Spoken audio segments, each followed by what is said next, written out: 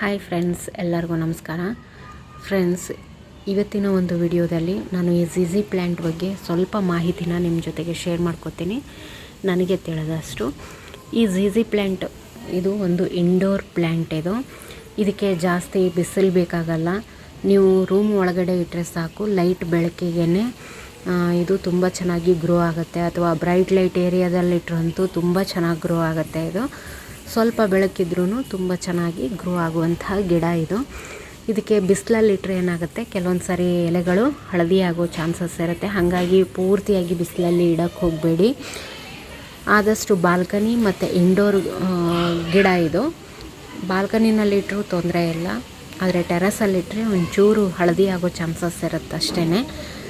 ಆಮೇಲೆ ಇದಕ್ಕೆ ನೀರು ಬೇಕಾಗಲ್ಲ ಫ್ರೆಂಡ್ಸ್. ಇದಕ್ಕೆ ನೀರು ತುಂಬಾ ಕಡಿಮೆ ಬೇಕು. ನೀವು ಈಗ ತಾನೇ ಗಿಡಗಳನ್ನು ಹಚ್ತಾ ಇದ್ದೀರಾ, ನಿಮಗೆ ನೀರು ಹಾಕೋದು ಗೊತ್ತಾಗಲ್ಲ ಅಂತ ಅನ್ನೋರು, ಒಂದೊಂದು ದಿನ ನಮಗೆ ನೀರು ಹಾಕೋಕ್ಕಾಗಲ್ಲ ಅನ್ನೋರು, ನೀವು ಈ ಥರದ ಗಿಡಗಳನ್ನು ಬೆಳೆಸ್ಕೋಬೋದು. ಇದಕ್ಕೆ ನೋಡಿ, ನಾನು ಸುಮಾರು 4-5 ದಿನದಿಂದ ನೀರು ಹಾಕಿಲ್ಲ. ಆದ್ರೂ ನೋಡಿ ಎಷ್ಟು ಚೆನ್ನಾಗಿದೆ ಗಿಡ ಅಂತ. ನೋಡಿ, ಇದು ಕೂಡ ಅಷ್ಟೇ, ಈ ರೀತಿ ಡ್ರೈ ಆಗೇ ಇರಬೇಕು ಮಣ್ಣು. ತುಂಬ ಹಸಿಯಾಗಿದ್ದರೆ ಇದು ಕೊಳ್ತೋಗ್ಬಿಡುತ್ತೆ. ಯಾಕೆ ಅಂದರೆ ಇದು ಗಡ್ಡೆ ಇರುತ್ತೆ ಒಳಗಡೆ, ಆ ಗಡ್ಡೆಯಿಂದ ಗ್ರೋ ಆಗುವಂಥದ್ದು.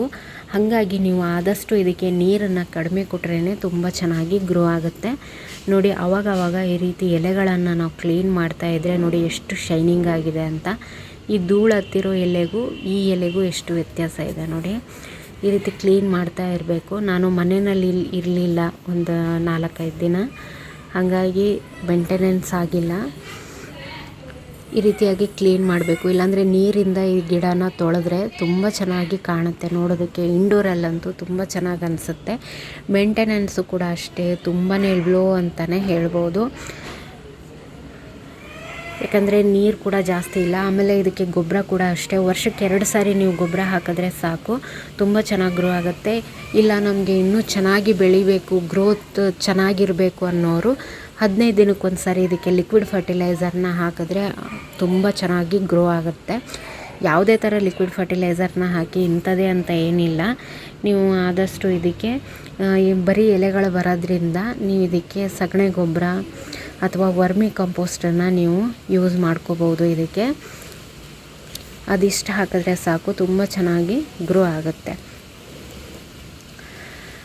ಇದಕ್ಕೆ ಟೀ ಪೌಡ್ರು ಅಂತಹದ್ದೇನಾದರೂ ನೀವು ಹಾಕೋದಿದ್ರೆ ಅದು ಲಿಕ್ವಿಡ್ ಫಾರ್ಮಲ್ಲಿ ಹಾಕಿ ತುಂಬ ಚೆನ್ನಾಗಿ ಗ್ರೋ ಆಗುತ್ತೆ ಅದರಿಂದನೂ ಕೂಡ.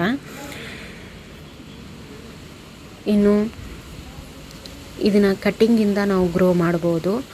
ಇದು ಒಂದು ಎಲೆಯಿಂದನೂ ಗ್ರೋ ಆಗುತ್ತೆ ಮತ್ತು ಕಟ್ಟಿಂಗಿಂದನೂ ಗ್ರೋ ಆಗುತ್ತೆ. ನೋಡಿ, ಇದು ತುಂಬ ಚೆನ್ನಾಗಿ ಬೆಳ್ಕೊಂಡಿದೆ. ಇನ್ನೊಂದು ಸ್ವಲ್ಪ ದಿನಕ್ಕೆ ಇದೊಂದು ಸ್ವಲ್ಪ ಯೆಲ್ಲೋಯಿಶ್ ಆಗುತ್ತೆ. ಇದನ್ನು ನಾವೇನು ಮಾಡಬೇಕು, ಕಟ್ ಮಾಡಬೇಕು. ಕಟ್ ಮಾಡಿ ಇದನ್ನೇ ಕಡ್ಡಿ ಇಡ್ತೀನಿ. ಇದು ನೋಡಿ, ಕಟ್ಟಿಂಗಿಂದ ಗ್ರೋ ಆಗಿರುವಂತಹ ಗಿಡ ಇದು. ಇದ್ರ ಒಳಗಡೆ ಗಡ್ಡೆ ಆಗಿದೆ. ನಾವು ಸಣ್ಣದೊಂದು ಕಡ್ಡಿ ಇಟ್ಟರೂ ಕೂಡ ತೊಂದರೆ ಇಲ್ಲ, ತುಂಬ ಚೆನ್ನಾಗಿ ಗ್ರೋ ಆಗುತ್ತೆ ಇದು. ಆಮೇಲೆ ಈ ಎಲೆಗಳೇನಿದೆಯಲ್ಲ, ಇದು ಇಲ್ಲಿಂದ ನಾವು ಕಟ್ ಮಾಡಿದ್ರೆ ಈ ಸ್ಟೆಮ್ಮನ್ನು ನಾವು ಮಣ್ಣಲ್ಲಿಟ್ಟರೆ ಗ್ರೋ ಆಗುತ್ತೆ.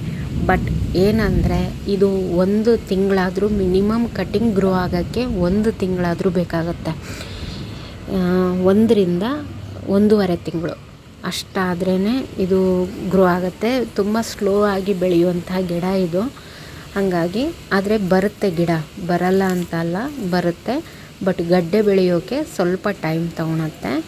ಅದಕ್ಕೋಸ್ಕರ ನೀವು ಅದನ್ನು ಕೂಡ ಏನಂದರೆ ಕೊಕೊಪಿಟಲ್ಲಿ ಹಾಕ್ಬೋದು, ಅದು ಎಕ್ಸ್ಪರ್ಟ್ ಇದ್ದರೆ ಮಾತ್ರ. ಇಲ್ಲ ಅಂದರೆ ನೀವು ಸಾದಾ ಮಣ್ಣಲ್ಲಿ ಮರಳನ್ನು ಮಿಕ್ಸ್ ಮಾಡಿರುವಂತಹ ಮಣ್ಣಲ್ಲಿ ನೀವು ಇದನ್ನು ನೆಡಬೇಕಾಗತ್ತೆ. ನಾವು ನಿಮಗೆ ಇನ್ನೊಂದು ತೋರಿಸ್ತೀನಿ. ಈಗ ಒಂದು ಗಿಡನ ನಾನು ರಿಪೋರ್ಟ್ ಮಾಡ್ತಾಯಿದ್ದೀನಿ, ಅದನ್ನು ತೋರಿಸ್ತೀನಿ ನಿಮಗೆ. ಅದನ್ನ ನೋಡಿ.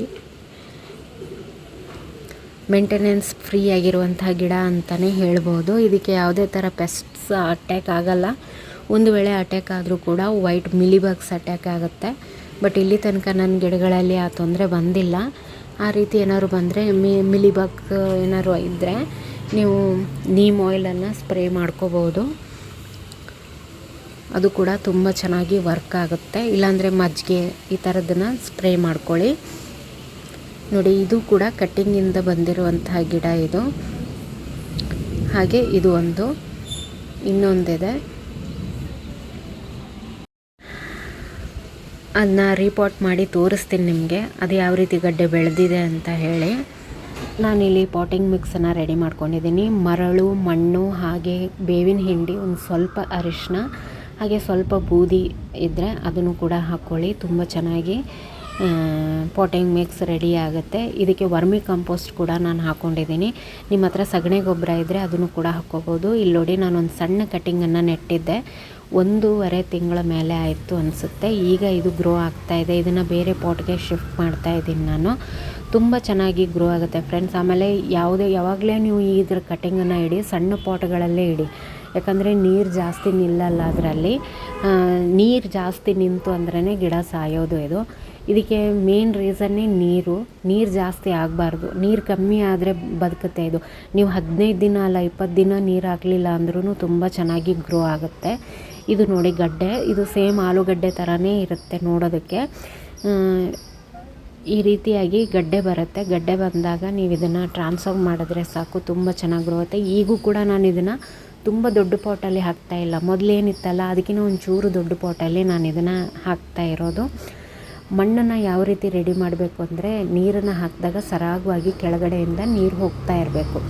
ಆ ರೀತಿ ಹಾಕಿದ್ರೆ ಮಾತ್ರ ಗಿಡ ತುಂಬ ಚೆನ್ನಾಗಿ ಬೆಳೆಯುತ್ತೆ. ನಿಂತರೆ ಮಾತ್ರ ಇದು ಗಡ್ಡೆ ಕೊಳ್ತೋಗ್ಬಿಡುತ್ತೆ. ಅದಕ್ಕೋಸ್ಕರ ನೀವು ಸೆರಾಮಿಕ್ ಪಾಟಲ್ಲಿ ಹಾಕ್ಬೋದು, ಮಣ್ಣಿನ ಪಾಟ್ಗಳಲ್ಲಿ ಹಾಕ್ಬೋದು, ಅಥವಾ ನೀವು ಪ್ಲಾಸ್ಟಿಕ್ ಪಾಟ್ಗಳಲ್ಲೇ ಹಾಕಿ, ಯಾವುದರಲ್ಲೇ ಹಾಕಿ, ಬಟ್ ಸಣ್ಣ ಪಾಟ್ಗಳನ್ನು ಯೂಸ್ ಮಾಡಿ. ನಿಮ್ಮ ಗಿಡ ಯಾವ ಸೈಜ್ ಇದೆ ಅನ್ನೋದ್ರ ಮೇಲೆ ಡಿಪೆಂಡ್ ಆಗುತ್ತೆ. ಹಾಗಾಗಿ ನೀವು ಅದನ್ನ ನೋಡಿಬಿಟ್ಟು ಚೆಕ್ ಮಾಡಿ ನೀವು ಪಾಟ್ ಸೈಜನ್ನು ರೆಡಿ ಮಾಡ್ಕೊಳ್ಳಿ. ಕೊನೆಗೆ ಇದಕ್ಕೆ ನಾನು ಇಪ್ಸಮ್ ಸಾಲ್ಟ್ ನೀರನ್ನು ಹಾಕ್ತಾಯಿದ್ದೀನಿ.